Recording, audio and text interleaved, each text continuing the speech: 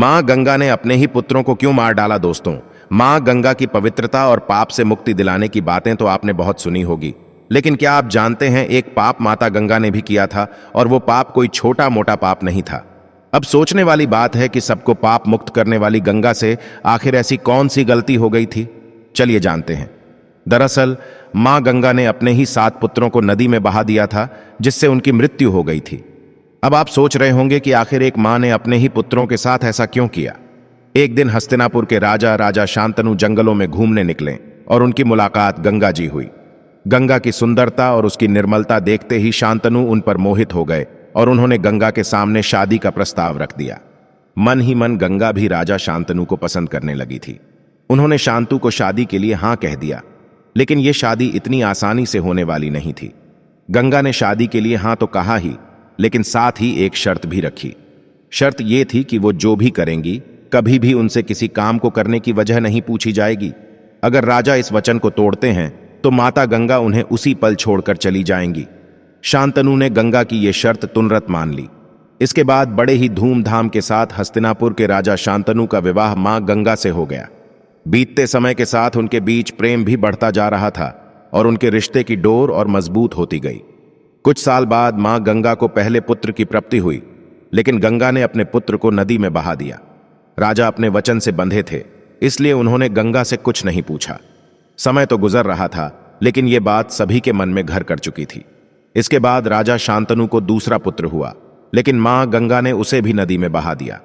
महल में चारों ओर इस बात की चर्चा होने लगी, भला कोमल हृदय रखने वाली महारानी गंग इतनी क्रूर कैसे हो गई। इसके बाद उन्हें जो भी संतान होती, माता सभी को नदी में बहा देती। ऐसा करते करते माता ने अपनी 7 संतानों को मार दिया। कुछ समय बाद राजा शांतनु और मां गंगा के 8वीं संतान हुई। माता उसे लेकर नदी में बहाने निकली ही थी कि राजा शांतनु ने उन्हें रोक दिया और अपने वचन को किनारे रखकर उनसे पूछा, महारानी आपको क्या हो गया? आप अपने ही पुत्रों के साथ ऐसा कैसे कर सकती है? आपने अब तक हमारे 7 पुत्रों को नदी में बहा दिया है और अब आप इस पाप को फिर से करने जा रही हैं। आखिर क्या वजह है जिसने एक मां को इतना कठोर कर दिया? राजा शांतनु से ये बातें सुनकर माता से रहा न गया।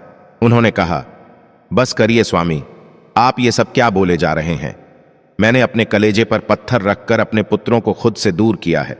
मैं कोई कठोर हृदय की मां नहीं हूं, बल्कि अपने पुत्रों की भलाई के लिए ही मैंने ऐसा किया है।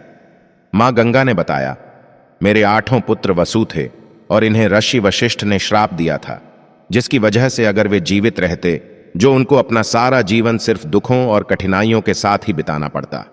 अब आप ही बताइए, कोई मां अपने पुत्रों को कष्टों में कैसे देख सकती है, वो भी पूरा जीवन।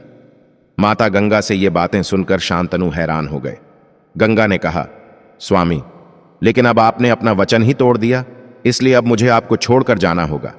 मैं अपने इस 8वें पुत्र को आपको सौंपती हूं। इतना कहकर मां गंगा राजा शांतनु को छोड़कर वहां से चली गई। आपको बता दें, महाराज शांतनु और मां गंगा का ये 8वां पुत्र ही आगे चलकर भीष्म के नाम से प्रसिद्ध हुआ था।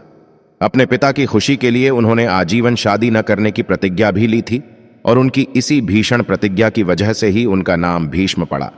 वो कितने महान और शक्तिशाली थे, ये तो आपने महाभारत में सुना ही होगा। उन्होंने महाभारत के प्रलयंकारी युद्ध में पांडवों की सेना के छक्के छुड़ा दिए थे।